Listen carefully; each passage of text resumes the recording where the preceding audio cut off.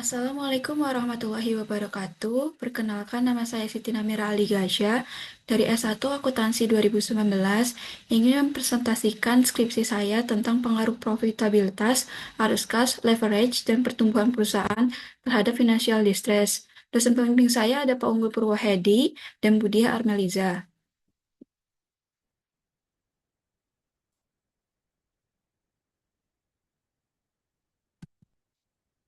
Yang pertama itu ada daftar isi yang berisikan latar belakang, pertanyaan penelitian, tujuan penelitian, manfaat penelitian, kajian pustaka, hasil penelitian terdahulu, dan penelitian, pengembangan hipotesis dan kerangka teori, unit analisis populasi dan sampel, teknik pengambilan data, operasionalisasi variabel, dan teknik analisis data, deskripsi data, objek penelitian, hasil, pembahasan, kesimpulan, implikasi, keterbatasan penelitian, rekomendasi bagi penelitian selanjutnya.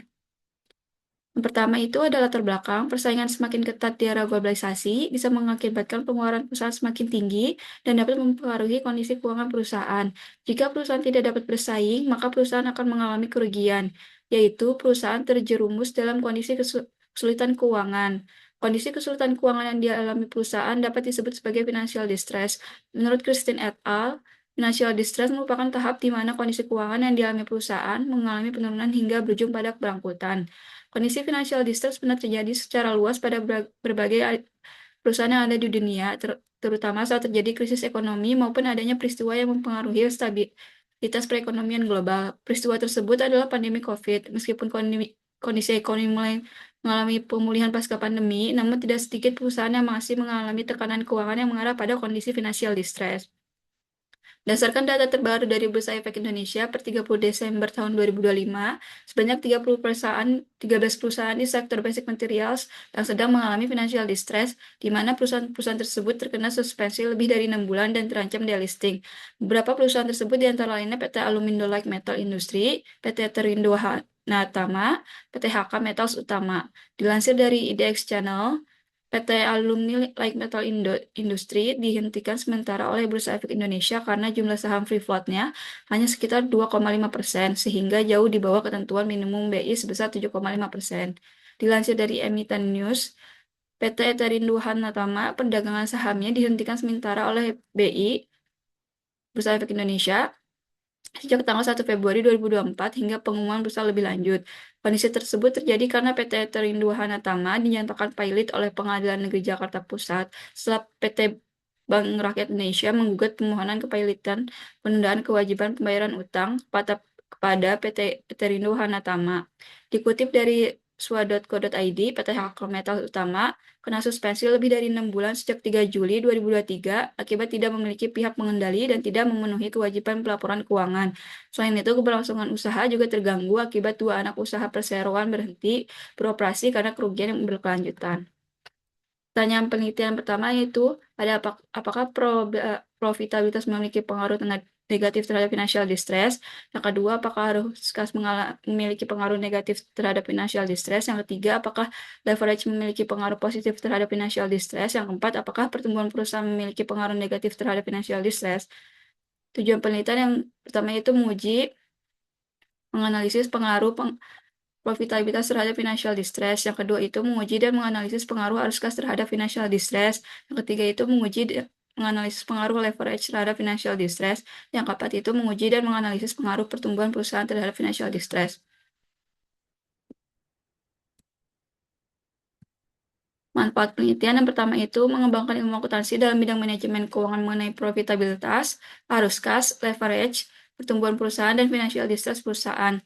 Yang kedua, membuktikan adanya gap penelitian dalam penelitian-penelitian yang terdahulu mengenai pengaruh profitabilitas, arus kas, leverage, dan pertumbuhan perusahaan terhadap financial distress. Manfaat praktis yang kedua itu menambah wawasan dan dapat dijadikan referensi untuk penelitian-penelitian selanjutnya. Yang kedua itu memberikan informasi bagi pengguna laporan keuangan untuk membantu mengindikasi saat perusahaan akan mengalami financial distress.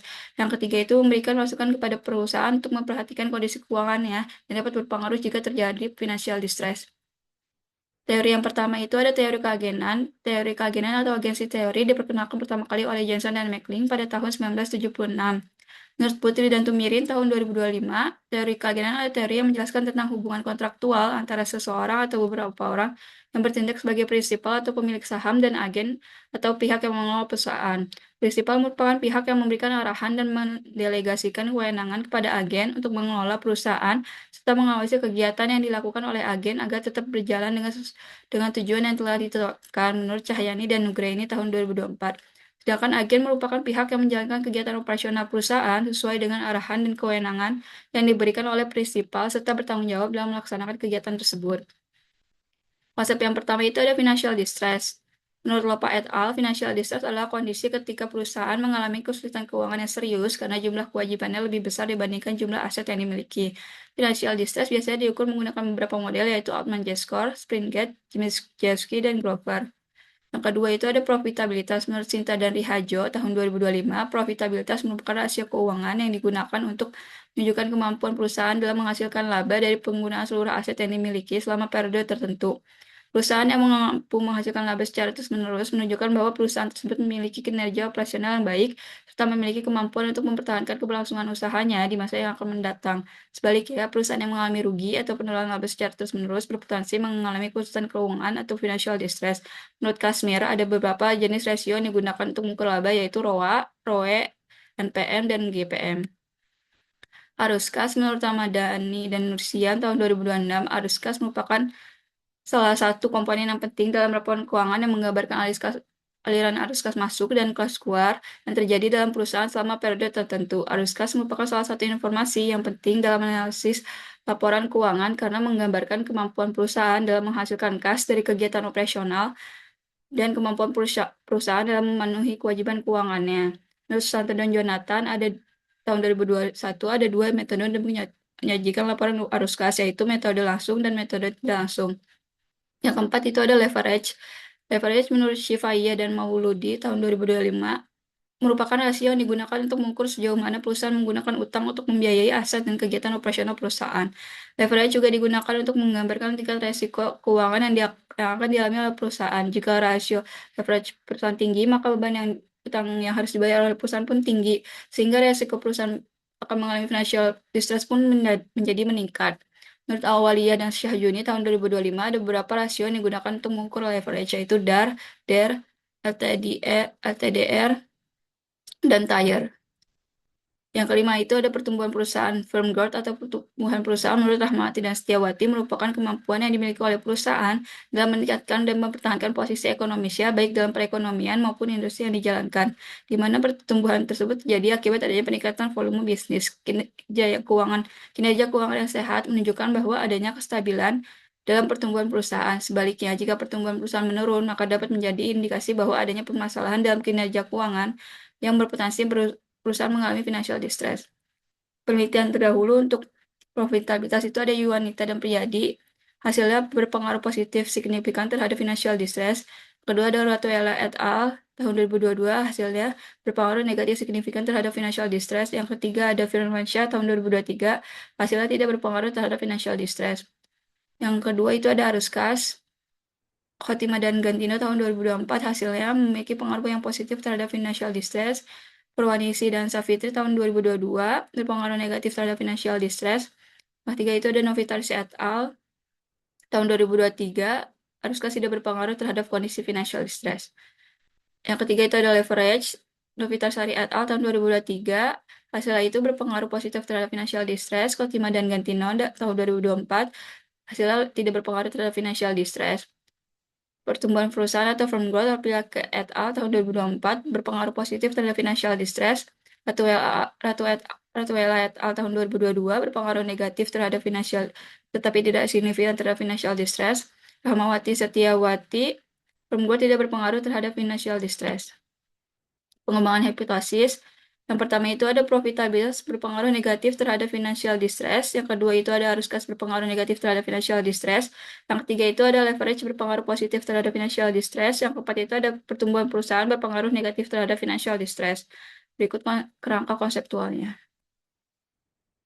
Metode penelitian yang pertama itu adalah analisis. Yang digunakan pada penelitian ini adalah sektor basic materials yang terdaftar di Bursa periode tahun Bursa Efek Indonesia periode 2022 sampai 2024. Populasinya ada 113 perusahaan yang terdaftar di Bursa Efek Indonesia periode 2022 sampai 2024. Teknik sampelnya itu menggunakan teknik professional sampling. Berikut adalah kriteria sampel dalam penelitian ini. Teknik pengambilan data, jenis data yang digunakan untuk melakukan penelitian adalah data kuantitatif dan sumber data yang digunakan adalah data sekunder berupa laporan keuangan. Teknik pengambilan data yang dilakukan dalam penelitian ini adalah menggunakan studi dokumentasi. Yang pertama, metode penelitian yang pertama itu variable dependent, di mana variable dependent itu financial distress, yang merupakan kondisi keuangan di mana perusahaan sedang mengalami kesulitan keuangan dalam jangka waktu yang lama dan berpotensi bangkrut. Peneliti menggunakan Altman J-score yang telah dimodifikasi oleh Altman untuk mengukur financial distress. Rumusnya adalah sebagai berikut. FD sama dengan 6,56 dikali working capital dibagi total aset ditambah 3,26 dikali return earning bagi total aset ditambah 6,72 dikali EBIT dibagi total aset ditambah 1,05 dikali BV ekuitas dan liabilitas. Variabel dependen yang pertama itu ada profitabilitas, bukan selisih antara total pendapatan yang dihasilkan perusahaan dengan total beban dan biaya yang dikeluarkan. Peneliti menggunakan ROA dan rumusnya adalah sebagai berikut. ROA laba bersih bagi total aset. Yang kedua ada arus kas, merupakan aliran arus kas atau setara kas yang masuk dan keluar dalam perusahaan menggambarkan sebuah aktivitas operasional, investasi dan pendanaan. Arus kas yang digunakan dalam penelitian ini adalah arus kas operasi, rumusnya adalah arus kas operasi dibagi total aset. Yang ketiga itu adalah leverage. Penelitian ini menggunakan DAR atau debt to asset ratio dan rumusnya adalah total utang dibagi total aset.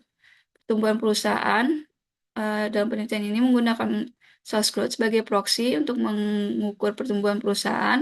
Rumusnya adalah sebagai berikut, di mana total penjualan pada periode berjalan dikurang total penjualan pada periode berjalan dikurang total penjualan pada periode sebelumnya dibagi total penjualan pada periode sebelumnya. Teknik analisis statistik deskriptif.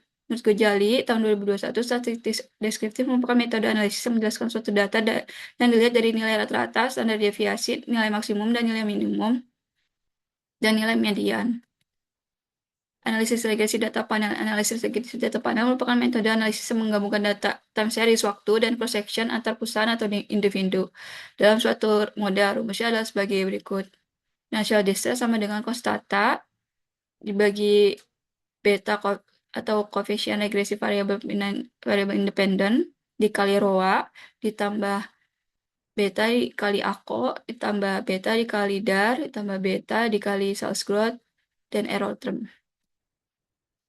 Analisis regresi data panel dibagi menjadi 3 model. Yang pertama itu ada CEM atau Common Effect Model.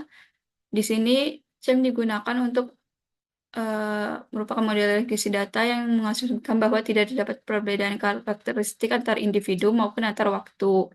Untuk FEM merupakan model regresi data panel yang mengasumsikan bahwa terdapat perbedaan pada setiap individu yang dialami dan yang diamati dan dianalisis menggunakan least square dummy variable. Untuk random efek model merupakan model regresi data panel yang mengasumsikan bahwa perbedaan antar individu bersifat acak atau random dan menggunakan generalized least square. Untuk menentukan model apakah yang paling tepat dilakukan beberapa uji. Yang pertama itu ada uji Chow, digunakan untuk memilih antara common effect model dan fixed effect model. Jika nilai probabilitasnya lebih dari 0,05, maka yang digunakan adalah common effect model. Yang kedua itu ada uji Hausman, digunakan untuk memilih fixed effect model dan random effect model. Jika nilai probabilitasnya lebih dari 0,05, maka yang dipilih adalah RAM. Untuk uji Lagrange multiplier, digunakan untuk memilih antara CEM dan RAM. Jika nilai probabilitasnya lebih dari 0,05, maka yang digunakan adalah CEM.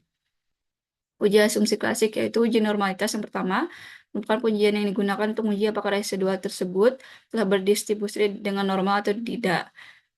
Untuk menguji apakah data yang digunakan dalam penelitian berdistribusi normal atau tidak, dilakukan pengujian menggunakan uji Jarque-Bera dengan ketentuan jika nilai signifikansinya lebih dari 0,05, maka data berdistribusi normal. Jika nilai signifikansinya kurang dari atau sama dengan 0,05, maka data tidak berdistribusi normal.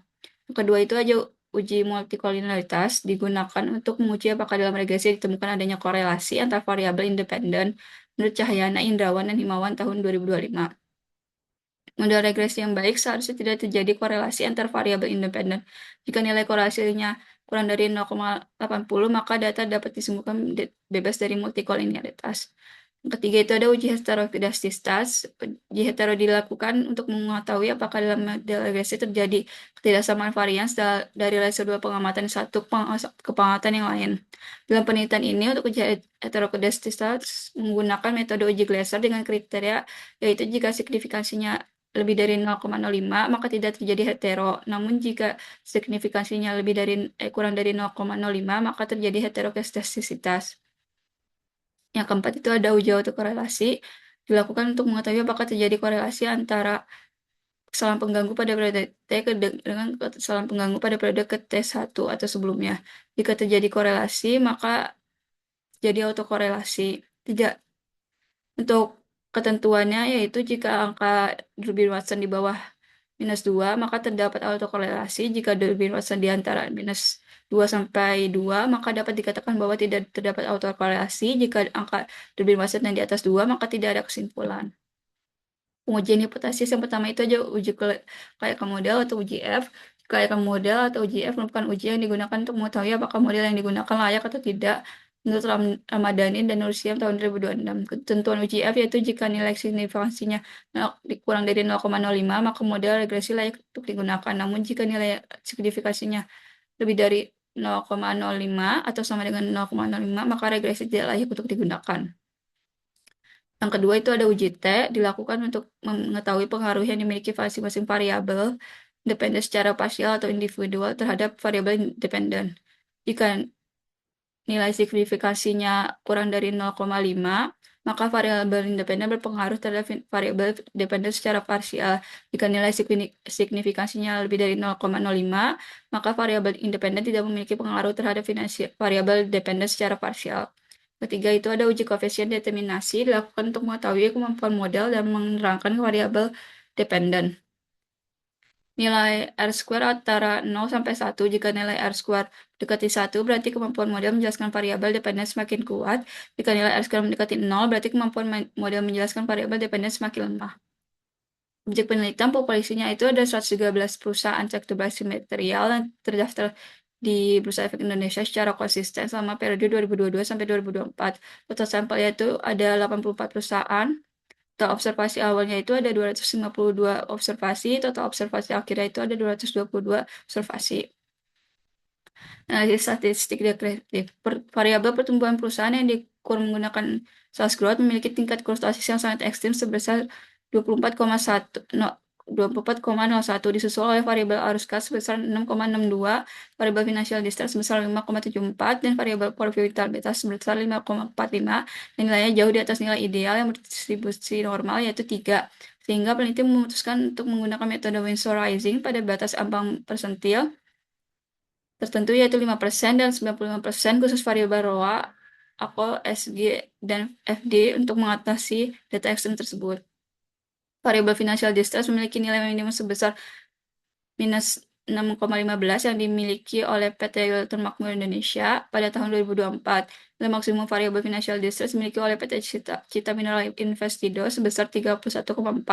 Nilai min financial distress adalah sebesar 4,9 yang lebih kecil dibandingkan nilai standar deviasi financial distress sekitar 5,3. Maka data tersebut bersifat heterogen atau berdistribusikan data dengan simpangan besar. Variabel profitabilitas yang diukur dengan ROA memiliki nilai minimum sebesar minus 0,02 yang dimiliki oleh PT Megalestari Epak Sentosa pada tahun 2022. Nilai maksimumnya dimiliki oleh PT Cita Mineral Investindo sebesar 0,31 pada tahun 2024 dan nilai min ROA-nya 0,03 dan nilai standar deviasinya 0,07. Nilai min lebih kecil dibandingkan nilai standar deviasi, maka data tersebut bersifat heterogen atau berdistribusi data dengan simpangan yang besar. Nilai minimum arus kas operasi besar 0,35 yang dimiliki PT Abadi Nusantara Hijau Pestama pada tahun 2023 dan nilai maksimumnya itu dimiliki oleh PT PAM Mineral sebesar 0,47 pada tahun 2024. Nilai min variabelnya lebih kecil dibandingkan nilai standar deviasi sehingga data tersebut bersifat heterogen atau pendistribusian data dengan simpangan besar. Nilai minimumnya dimiliki oleh PT Cita Mineral Investito sebesar 0,04 dan nilai maksimumnya untuk variabel desk leverage dimiliki oleh PT Ultra Makmur Indonesia SQMI sebesar 0,95 pada tahun 2024. Nilai minnya lebih besar dibandingkan nilai standar deviasi sehingga data bersifat homogen dan mampu mewakili seluruh data dengan akurat. Nilai minimum variabel pertumbuhan perusahaan sebesar 0,66 dimiliki PT Water Makmur Indonesia SQMI pada tahun 2024 dan nilai maksimumnya sebesar 2,92 dimiliki oleh Bumi Resource Mineral pada tahun 2023. Nilai min lebih kecil dibandingkan nilai standar deviasi sehingga data bersifat heterogen atau berdistribusi data memiliki simpangan yang besar. Uji pemilihan model yang pertama itu dilakukan uji Chow. Dapat dilihat bahwa probabilitas cross-section chi-square yaitu 0,05 kurang dari 0,05, maka model yang digunakan adalah fixed effect model. Selanjutnya, melakukan uji Hausman untuk dipilih random effect model atau fixed effect model. Diketahui probabilitasnya cross-section random itu lebih dari 0,05, maka yang model yang dapat digunakan adalah random effect model. Selanjutnya, menguji rem dan chem dengan uji Laplace multiplier. Diketahui bahwa Perspagannya kurang dari 0,05, maka model yang digunakan adalah rem. Regresi data panel persamaan regresi dengan menggunakan random effect model adalah sebagai berikut. FD sama dengan 10,707 tambah 13,778 dikali ROA ditambah 0,855 dikali AKO dikurang 15,351 dikali DAR dikurang 0,846 dikali SG. Nilai kostase sebesar 10,777. Artinya tanpa adanya variabel ROA, AKO, DAR, dan SG, maka variabel F Facial Distress akan mengalami peningkatan sebesar 10,7. Nilai koefisien variabel ROA sebesar 13,7. Artinya jika variabel ROA meningkat, maka variabel Financial Distress juga meningkat sebesar 13,7. Begitu juga sebaliknya. Nilai koefisien variabel arus kas operasi sebesar 0,85. Artinya jika variabel AKO meningkat, maka akan meningkatkan variabel Financial Distress sebesar 0,85. Begitu juga sebaliknya. Nilai koefisien variabel DAR sebesar minus 15,35.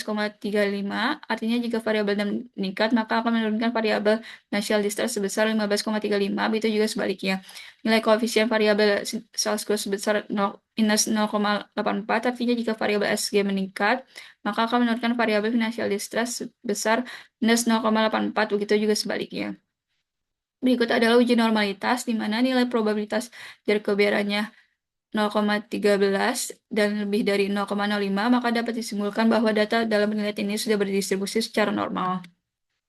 Nilai korelasi antar variabel lebih kurang dari 0,80 semua, maka data disampulkan bahwa tidak terjadi multikolinialitas. Selanjutnya ada uji heterokodastisitas. Dapat diketahui bahwa variabel profitabilitas yang diukur dengan ROA, arus kas, dan pertumbuhan perusahaan, nilai probabilitasnya sudah melebihi 0,05, namun variabel leverage nilai probabilitasnya kurang dari 0,5 sehingga peneliti menggunakan wide cross section period cluster sebagai robust standar error untuk mengatasi masalah heterokodastisitas. Setelah dilakukan wide cross section period dalam hasil uji heterokodastisitas dapat diketahui bahwa terdapat perubahan dalam variabel leverage yang diukur menggunakan DAR. Nilai probabilitasnya dari 0,025 menjadi 0,23, yang artinya nilai probabilitas keempat variabel sudah lebih dari 0,05 sehingga dapat disimpulkan bahwa model regresi sudah terbebas dari masalah heterokodastisitas. Selanjutnya ada uji autokorelasi. Dapat diketahui bahwa nilai Durbin Watsonnya itu 1,58, di mana dalam ketentuan tersebut minus 2, 1,8 lebih besar daripada minus 2 dan lebih kecil daripada 2 atau di antara minus 2 dan 2, maka dapat disimpulkan bahwa model regresi terbebas dari masalah autokorelasi. Untuk uji kelayakan model, dapat diketahui bahwa nilai probabilitas statik lebih kurang dari 0,05, maka dapat disimpulkan bahwa model regresi layak untuk digunakan dalam penelitian. Uji T, variabel profitabilitas, memiliki nilai probabilitas 0,00 atau kurang dari 0,05 dan nilai koefisien positif sebesar 13,7, maka hasil tersebut menunjukkan bahwa profitabilitas berpengaruh positif dan signifikan terhadap financial distress. Nilai positif dalam koefisien mengindikasikan bahwa peningkatan profitabilitas akan meningkatkan skor indeks Onoja score. Peningkatan skor indeks ini menandakan bahwa risiko perusahaan terkena financial distress akan mundur, sehingga hipotesis pertama yang menyatakan profitabilitas pengaruh negatif terhadap financial distress diterima.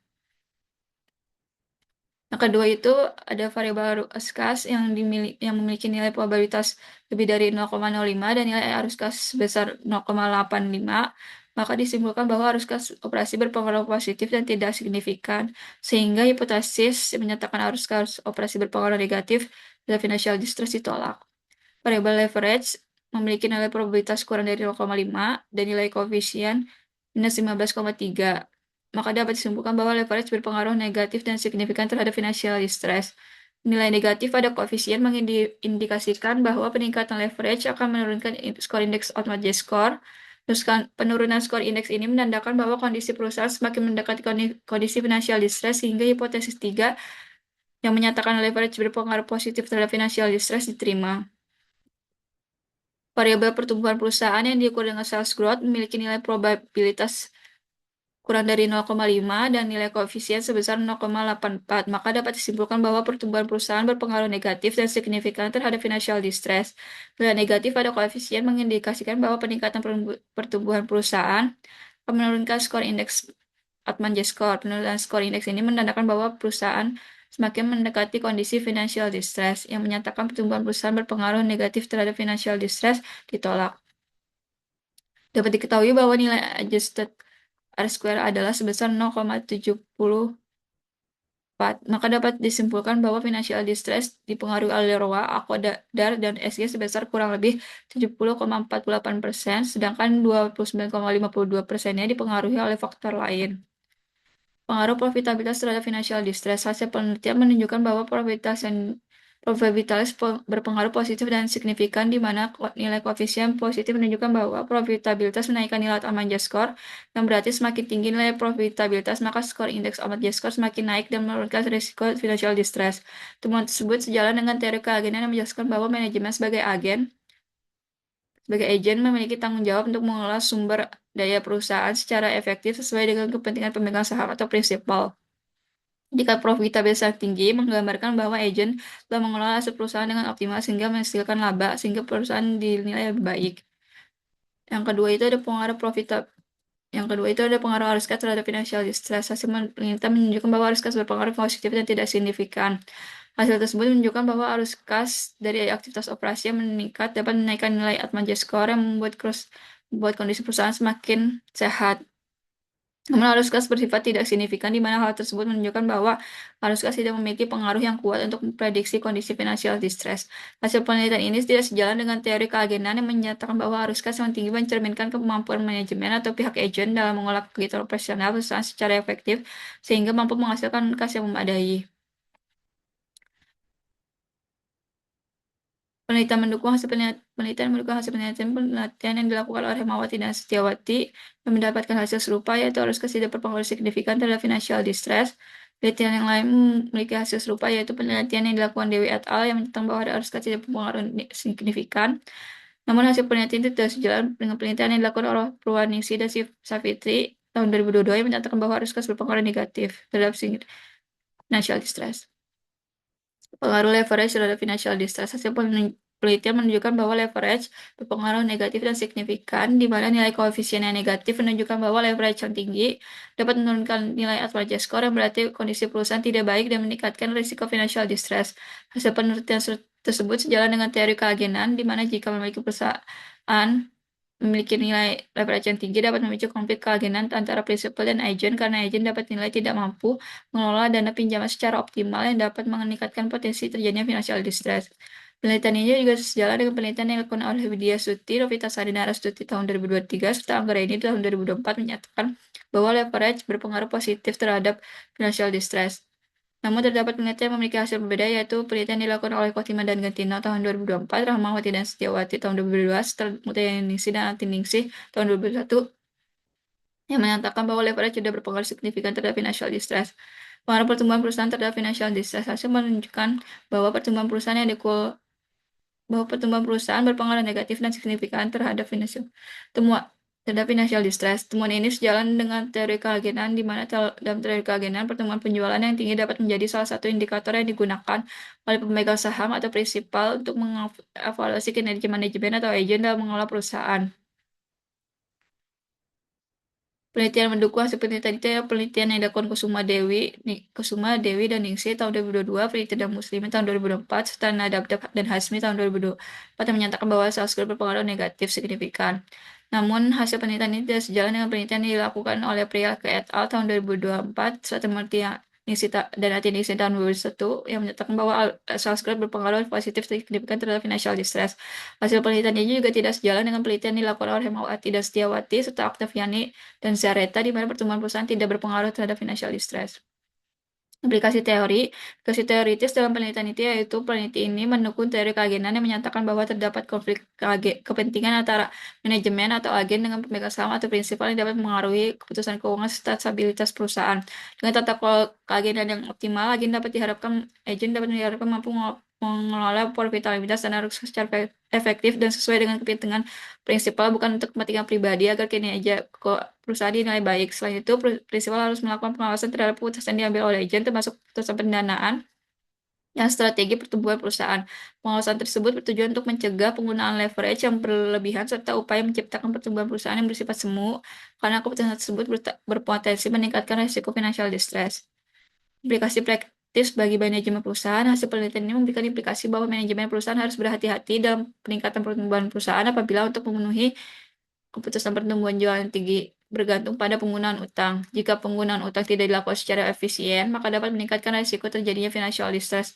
Oleh karena itu, manajemen perusahaan lebih baik memprioritaskan untuk meningkatkan profitabilitas melalui pemanfaatan aset secara optimal sehingga perusahaan mampu menghasilkan laba yang besar. Laba yang didapatkan oleh perusahaan diharapkan dapat diubah menjadi arus kas yang positif sehingga perusahaan memiliki kemampuan untuk memenuhi kewajibannya untuk mengurangi tingkat leverage. Dengan demikian, struktur permodalan perusahaan menjadi sehat dan risiko terjadi financial distress tersebut dapat terhindarkan. Bagi pemegang saham, hasil penelitian ini memberikan implikasi bahwa bahwa putusan investasi dan pengawasan terhadap kinerja manajemen tidak seharusnya hanya berfokus pada tingginya pertumbuhan perusahaan, tetapi juga mengevaluasi tingkat profitabilitas dan kinerja perusahaan. Selain itu, haruskah tidak terbukti berpengaruh signifikan terhadap financial distress, maka pemegang saham sebaiknya tidak menjadikan haruskah sebagai dasar dalam menilai kondisi keuangan, melainkan mempertimbangkannya bersama indikator keuangan lainnya agar dapat mengambil keputusan investasi yang tepat. Bagi regulator, hasil penelitian memberikan implikasi bagi para regulator, terutama OJK, untuk melakukan pengawasan terhadap kondisi keuangan perusahaan, terutama pada penggunaan leverage yang tinggi dan pertumbuhan perusahaan yang tidak diimbangi dengan kemampuan menghasilkan laba, karena kondisi tersebut berhubungan dengan resiko financial distress. Keterbatasan penelitian yang pertama itu, penelitian ini memiliki keterbatasan dalam variabel yang hanya berfokus pada variabel-variabel keuangan seperti profitabilitas, arus kas, leverage, dan pertumbuhan perusahaan. Tidak signifikannya pengaruh arus kas terhadap financial distress menunjukkan bahwa masih terdapat faktor-faktor lain di luar variabel keuangan yang belum dimasukkan dalam model penelitian dapat berpotensi mempengaruhi kondisi financial distress. Yang kedua itu, penelitian ini memiliki keterbatasan dalam pengukuran yang hanya menggunakan Altman score untuk model prediksi financial distress. Perbedaan formula dalam model prediksi berpotensi menghasilkan klasifikasi kondisi keuangan perusahaan yang berbeda. Yang ketiga, peneliti hanya menggunakan sampel dari perusahaan sektor basic materials dengan periode 2024 sampai 2024. 2022 sampai 2024. Oleh karena itu, hasil penelitian ini belum tentu berlaku secara umum. Rekomendasi bagi penelitian selanjutnya. Penelitian selanjutnya dapat menggunakan variabel non-keuangan seperti corporate governance, GOG, kepemilikan manajerial, kepemilikan institusional, dan komite audit sebagai variabel independen. Kedua, penelitian selanjutnya dapat melakukan analisis dengan menggunakan model prediksi financial distress yang lain seperti Springate, Grover, dan James Jaski untuk membandingkan mana model yang akurat untuk memprediksi financial distress. Ketiga, penelitian selanjutnya dapat memperluas sampel penelitian dengan menambahkan periode pengamatan. Sekian dari saya. Wassalamualaikum warahmatullahi wabarakatuh. Terima kasih.